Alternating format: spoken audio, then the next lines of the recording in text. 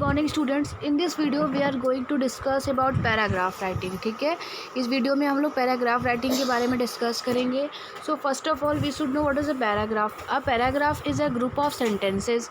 Paragraph जो होता है वो सेंटेंसेस का ग्रुप होता है which express only one thought और थीम, जो कि स्पेशली सिर्फ एक थॉट या थीम पे बने होते हैं। This sentences are link to each other. ये सेंटेंसेस होते हैं वो एक दूसरे से लिंकअप होते हैं in such a way that they make the paragraph a single thought. इस तरह से ये पैराग्राफ कोई मतलब एक विचारों पे ये बने होते हैं। अब पैराग्राफ इज डिफरेंट फ्रॉम ए एसे। ये एसे से डिफरेंट होता है। And essay contain a number of paragraph. जो एसे होता है उसमें नंबर ऑफ पैराग्राफ्स होते हैं। और इस पैराग्राफ पे हम लोग को कुछ क्वेश्चंस भी दिए होते हैं जो हमें इस पैराग्राफ से चूज़ करके राइट करने होते हैं। तो यहाँ पे read the paragraph carefully and answer the questions that will follow. तो आइए देखते हैं, यहाँ पे पैराग्राफ पढ़ते हैं। यहाँ देखिए जवाहरलाल नेहरू के बारे में दिया हुआ है, तो स्टार्ट करते हैं। Okay, Pandit Jawaharlal Nehru was the first prime minister of India. हमारे इंडिया के फर्स्ट प्राइम मिनिस्टर थे। ही वॉज बॉर्न ऑन 14 नवंबर को ये पैदा हुए थे। ये गांधी जी के द्वारा बहुत इंस्पायर्ड थे, इसलिए उन्होंने इंडियन नेशनल कांग्रेस को ज्वाइन किया था। He participated in the freedom struggle. ये जो स्वतंत्रता का संघर्ष था, स्वतंत्रता के जो संघर्ष था उसमें भी काफ़ी पार्टिसिपेट किए थे ये। He went to jail many times. या जेल भी बहुत बार गए थे। और ये फर्स्ट प्राइम मिनिस्टर बनने के बाद he worked hard to make India modern industrialisation nation. मतलब जब ये फर्स्ट प्राइम मिनिस्टर बने थे हमारे स्वतंत्र भारत के, इन्होंने बहुत काफ़ी हार्ड मेहनत मतलब काफ़ी कठिन परिश्रम किया था ताकि हमारे देश को काफ़ी मॉडर्न बना सके। Okay, his only aim was the progress and prosperity of India. इनका सिर्फ एक लक्ष्य था कि ये भारत को, अपने देश को काफ़ी प्रोग्रेस कर सके। ठीक, he is rightly called architect of modern India. इन्हें और किस नाम से जाना जाता है?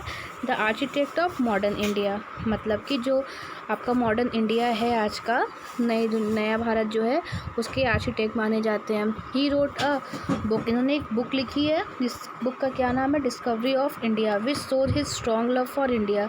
जिसमें हम किस बारे में देखते हैं? इनका जो प्यार था अपने देश के प्रति और देश में रहने वाले लोगों के प्रति, उसको देखते हैं।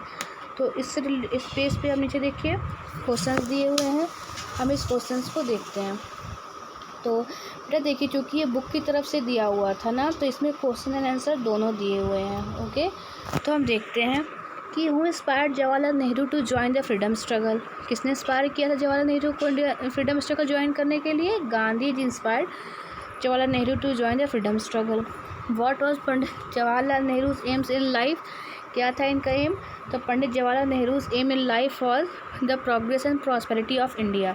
इनका एक ही लक्ष्य था कि भारत को काफ़ी मतलब भारत के लोगों को भारत को काफ़ी प्रोग्रेस और प्रॉस्पेरिटी के राह पे ले जाए।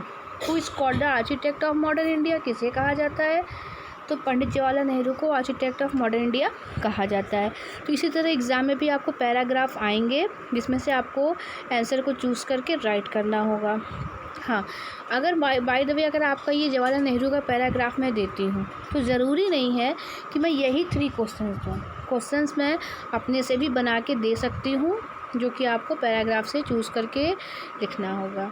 ठीक, यहाँ पे नेक्स्ट पैराग्राफ देखिए दिया हुआ है, इसके बारे में हम लोग पढ़ते हैं। इसके क्वेश्चन में जो है, इसमें जो क्वेश्चन दिए हैं उसके आंसर हमें खुद से फाइंड करने पड़ेंगे। ठीक है, तो करते हैं। Smoking is injurious to health. Smoking is harmful. It destroys every part of the respiratory system. It is also injurious to heart. It slowly burns the lining of the nose, throat and lungs. It destroys the lining of the lungs so that one falls an easy prey to tuberculosis or cancer, asthma and many other diseases. It produces coughing. Children find it adventurous to smoke when they see. देखिए, जो smoking होता है वो हमारे health के लिए काफ़ी injurious मतलब काफ़ी ख़तरनाक होता है। ठीक है, ये हमारे रेस्पिरेटरी सिस्टम को काफ़ी डिस्ट्रॉय करता है। ठीक, और ये हमारे हार्ट के लिए, दिल के लिए भी अच्छा नहीं है। ये धीरे धीरे जो गले, नाक, गला और जो लंग्स की जो थ्रोट लाइनिंग होती है, पाइप होती है, उसको भी काफ़ी डिस्टर्ब करते हैं। ठीक है, जिसकी वजह से एक व्यक्ति को कैंसर, अस्थमा और बहुत अलग अलग डिसीजेज़ भी हो सकते हैं। कफिंग वगैरह भी होती है। और चिल्ड्रन को ये कैसा लगता है? मतलब चिल्ड्रन जब बच्चों को, अपने बड़ों को, मतलब जो बच्चे हैं वो जब अपने बड़ों को देखते हैं सिगरेट पीते हुए, स्मोक करते हुए, तो उन्हें काफ़ी एडवांटेजियस लगता है, काफ़ी नया सा लगता है। तो ये पफिंग आवर स्मोक नहीं होगा, यहाँ पफिंग आउट स्मोक, इसका मतलब होता है धुआं निकालना या फूंकना। ठीक, मतलब जब बच्चे अपने बड़ों को देखते हैं सिगरेट पीते हुए, स्मोक करते हुए, तो उन्हें लगता है कि उन्हें भी ये करना चाहिए, इसी तरह वो भी सीख जाते हैं। Smoking is a slow poison, smoking को स्लो पॉइजन भी कहा जाता है। People should give up smoking, लोगों को, जो लोग स्मोक करते हैं उन्हें गिव अप करना चाहिए, मतलब त्याग देना चाहिए। That is why smoking public places, इसलिए ही स्मोकिंग मतलब पब्लिक प्लेस में स्मोक करना सुप्रीम कोर्ट ने बैन कर दिया है। ठीक, अब यहाँ पे क्वेश्चंस दिए हुए हैं। How is smoking injurious to health, what type of disease are caused by smoking. ठीक है, तो देखिए पहला क्वेश्चन कैसे मैंने यहाँ पे आपको दिया है, लिखा है, ये देखिए फर्स्ट क्या था ना कि कैसे हमारे लिए हार्मफुल है। तो यहाँ पे देखिए, smoking destroys every part of the respiratory system, injurious to heart and slowly burns the lining of the nose, throat and lungs. ठीक है, अब दूसरा था कि उसे क्या क्या बीमारी होती है स्मोकिंग से। तो स्मोकिंग कॉज ट्यूबरक्यूलिस मतलब cancer, asthma, coughing and many other disease होगा, एस होगा। फिर था थर्ड क्वेश्चन कि स्लो पॉइजन किसे कहा गया है।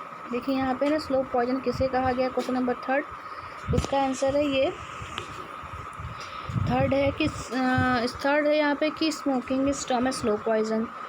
तो किसने इसको पब्लिक प्लेसेस में स्मोकिंग को बैन किया है, तो सुप्रीम कोर्ट ने किया है। ठीक है, ये देखिए यहाँ पे था ना आपका क्वेश्चन कि स्लो पॉइजन किसे कहते हैं, किसने बैन किया पब्लिक प्लेस में स्मोकिंग को। फिफ्थ क्या था, what motivate the children to smoke, बच्चों को क्या मोटिवेट करता है कि वो भी स्मोक करें। ठीक है, इसका आंसर देखिए,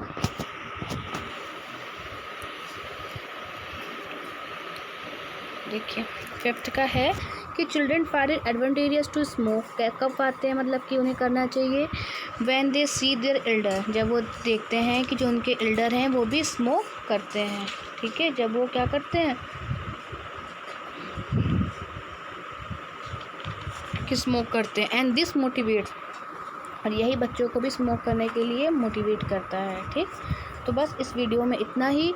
मैंने 2 पैराग्राफ आपको इस वीडियो में पढ़ाया, और इन्हीं दोनों पैराग्राफ से मैं आपको एग्ज़ाम में दूंगी।